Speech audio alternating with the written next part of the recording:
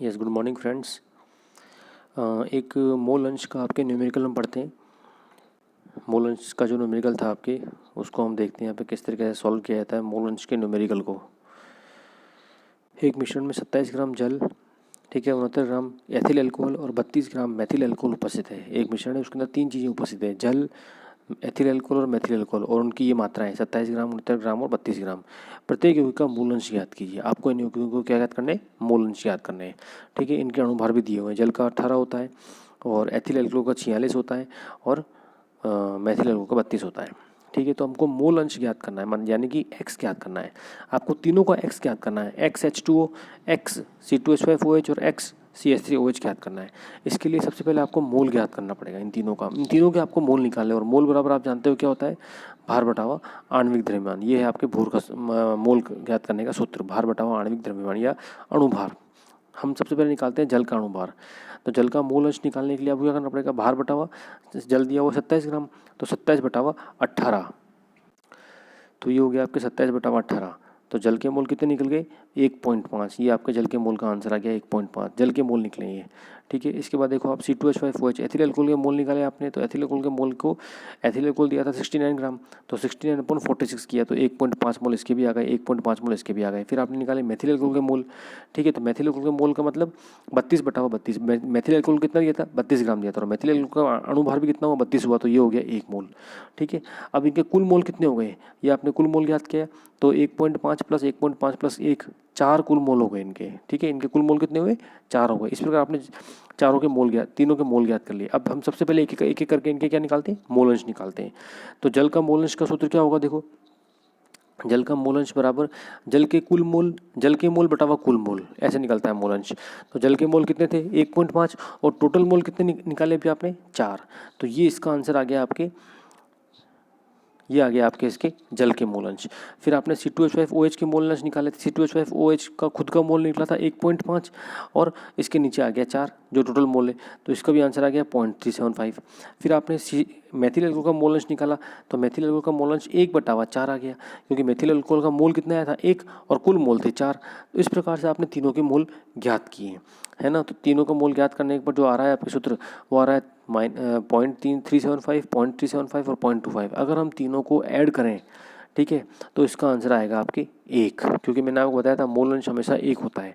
चाहे चार यौगिक हैं तो उन चारों का मोल अंश निकालोगे तो भी 1 आएगा, 3 है तो तीनों का मोल अंश निकालोगे तो भी 1 आएगा। इस प्रकार से मोल अंश ज्ञात किया जाता है। पहले मोल निकालना होता है, फिर मोलों का मोल अंश निकालना होता है। ठीक है, अब आपका नेक्स्ट टॉपिक आता है स्टैक्योमेट्रिक और स्टैक्योमेट्रिक परिकलन। स्टैक्योमेट्रिक शब्द जो है, ये स्टैक्योमेट्रिक शब्द को 2 ग्रीक शब्दों स्टिक्यो अर्थात तत्व और मेट्रियन अर्थात मापन में बांटा गया है। ठीक है, अर्थात तत्व का मापन का मतलब क्या हुआ? कोई भी रासायनिक अभिक्रिया हुई, है ना, चाहे वो आपके लैब में हो रही है, चाहे वातावरण में हो रही है, कहीं भी कोई भी रासायनिक अभिक्रिया हो रही है, तो उसमें क्रियाकारक और अभिकारकों का निर्माण होता है। तो कितने क्रियाकारकों ने उस अभिक्रिया में भाग लिया और कितने अभिकारक बने, उत्पाद बने, मात्रा कितनी है उनकी, ग्राम में, मिलीग्राम में, गैस है तो द्रव्यमान में, जितनी भी उसकी मात्रा है, उन सबका मापन किया जाता है स्टिक्योमेट्रिक कैलकुलेशन के अंदर, परिकलन के अंदर। ठीक है, अतः इसमें रासायनिक अभिक्रियाओं, क्रियाकारों, उत्पादों एवं द्रव्यमानों को आयतन का परिकलन किया जाता है, कितना बन रहा है, कितना खर्च हो रहा है, वो सब चीज़ें इसके अंदर आती है। ठीक है, एक हम इसका न्यूमेरिकल देखते हैं। देखो आप, ये दिया हुआ है 16 ग्राम मेथेन के दहन से प्राप्त जल की मात्रा का परिकलन कीजिए। हाँ, एक बात मैं आपको बताता हूँ कि अगर इसमें जो भी रासायनिक अभिक्रिया आएंगे उनको आपको संतुलित करना जरूरी होता है। बिना संतुलित किए हम रासायनिक अभिक्रियाओं का मापन नहीं कर सकते हैं।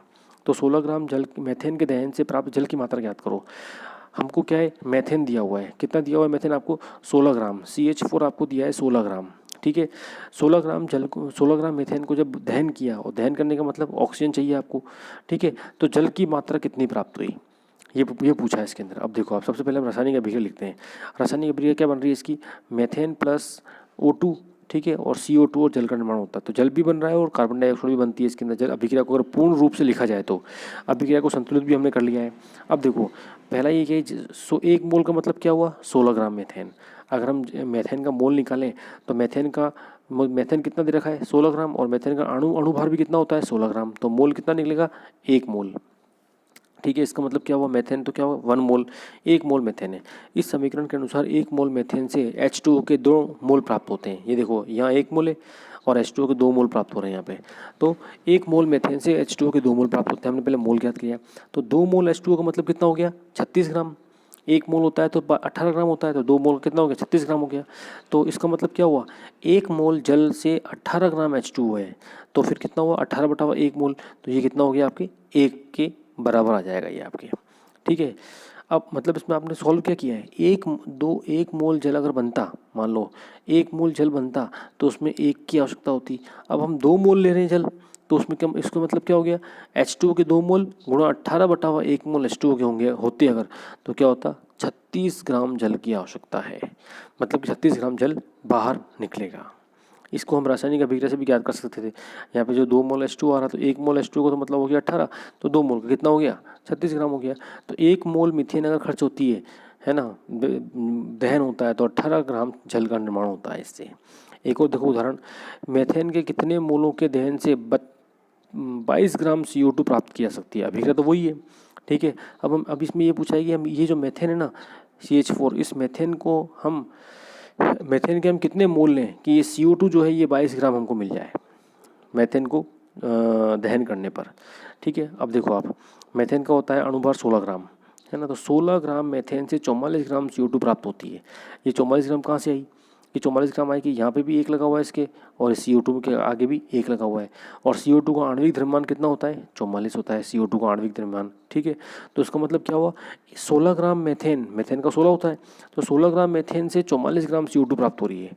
ठीक है। यानी कि 1 मोल मेथेन से 1 मोल CO2 प्राप्त हो रही है। ये दोनों 1 मोल के बराबर ही हैं। ठीक है। तो CO2 के मोल बराबर 22 मोल, तो CO2 के मोल कितने हैं यहाँ पे 22 ग्राम CO2 के। अब CO2 के मोल बराबर 22 ग्राम, मतलब कि हमें क्वेश्चन में कितना दे रखा है कि 22 ग्राम CO2 प्राप्त होनी चाहिए। तो कितना हो गया 22 ग्राम CO2 गुणा 1 मोल बटावा 44 ग्राम CO2, तो 0.5 मोल हमें CO2 जो है वो बन रही है इसके अंदर। तो इसका मतलब कितना हो गया 0.5 मोल मेथेन के दहन से 0.5 मोल CO2 प्राप्त होती है।